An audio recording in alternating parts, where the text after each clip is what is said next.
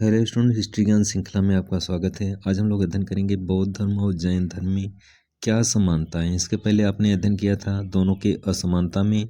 आज हम लोग अध्ययन करेंगे दोनों में क्या समानताएं हैं। उद्भव की समानता, जैसा कि आप जानते हैं, जिसमें जैन धर्म बौद्ध धर्म का उद्भव हुआ था उसमें वैदिक पीरियड में बहुत सारे कर्मकांड थे और कर्मकांड के विरोध में ही इन दोनों धर्मों का उदय हुआ था। यानी दोनों के विरोध में जैन धर्म और बौद्ध धर्म अस्तित्व में आए थे और इस तरह से जैन धर्म बौद्ध धर्म के उद्भव के समय वैदिक काल में बहुत ज़्यादा कर्मकांड था, कर्मकांड का बोलबाला था और ऐसी परिस्थितियों में जैन धर्म बौद्ध धर्म का उदय होता है।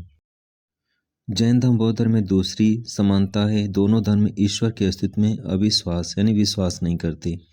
सृष्टि का नियामक एवं कर्ता कोई ईश्वर है, यह न तो जैन धर्म मानता है और न ही बौद्ध धर्म मानता है। यानी दोनों ही ईश्वर के अस्तित्व में विश्वास नहीं करते और ईश्वर की सत्ता में विश्वास न करने के कारण दोनों की सोच एक है, दोनों की विचारधारा एक जैसा है। यानी दोनों ही ईश्वर के अस्तित्व में बिल्कुल विश्वास नहीं करते।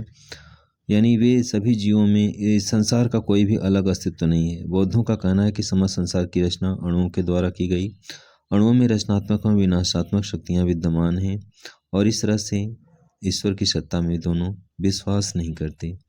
नेक्स्ट स्टेप में अध्ययन करेंगे अगला, वेदों में अविश्वास। जैन धर्म और बौद्ध धर्म दोनों ही वेदों में अविश्वास है। यानी दोनों ही जैन धर्म और बौद्ध धर्म वेदों को नहीं मानते, वेदों की किसी भी बात को नहीं मानते, क्योंकि दोनों कहते हैं कि वेदों में अनावश्यक कर्मकांड है और कर्मकांड की कोई आवश्यकता नहीं, कर्मकांड अनुपयोगी हैं।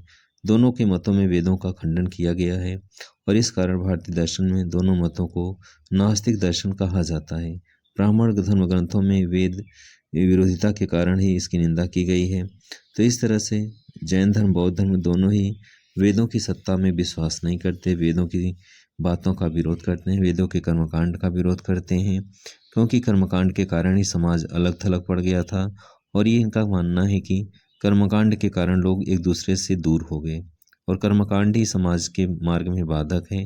सभी वर्ग इस व्यवस्था को नहीं अपना सकते क्योंकि इसमें सबसे ज़्यादा कर्मकांड है। तो इस तरह से वेदों की सत्ता को दोनों धर्म बौद्ध धर्म और जैन धर्म नकार दिए। अगले स्टेप में अध्ययन करेंगे कर्म के सिद्धांत में विश्वास। वे जैन धर्म और बौद्ध धर्म दोनों ही कर्मकांड में विश्वास करते हैं।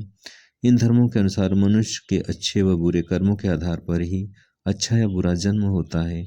इसका कारण है कि शुभ कार्यों के करने का परिणाम अच्छा होता है, हितकर होता है और इस तरह से व्यक्ति अपने कर्मों के अनुसार ही अगला जन्म प्राप्त करता है। दोनों में पुनर्जन्म में विश्वास है, यानी दोनों धर्म में पुनर्जन्म के सिद्धांत को स्वीकार करते हैं। दोनों का मानना है कि मनुष्य अपने जीवन में किए गए कर्मों के अनुसार ही जन्म मरण प्राप्त करता है और जीवन कुछ तत्वों के संयोग से ही मृत्यु के बाद ये तत्व समाप्त हो जाते हैं और जैसे ये समाप्त हो जाते हैं वैसे जीवन में कर्मों के अनुसार उसका पुनर्जन्म होता है। इस प्रकार जब तक मनुष्य संयम द्वारा अपनी पूर्ण दशा तक नहीं पहुंचता है तब तक उसे बार बार जन्म मिलता रहता है। तो इस तरह से दोनों धर्म मानते हैं कि व्यक्ति का पुनर्जन्म होता है और कर्मों के अनुसार ही उसमें नेक्स्ट योनि में उसे प्राप्त होता है या नेक्स्ट योनि में वह प्रवेश करता है। अगले स्टेप में दोनों में समानता देखेंगे। दोनों धर्म में सुधारवादी स्वरूप।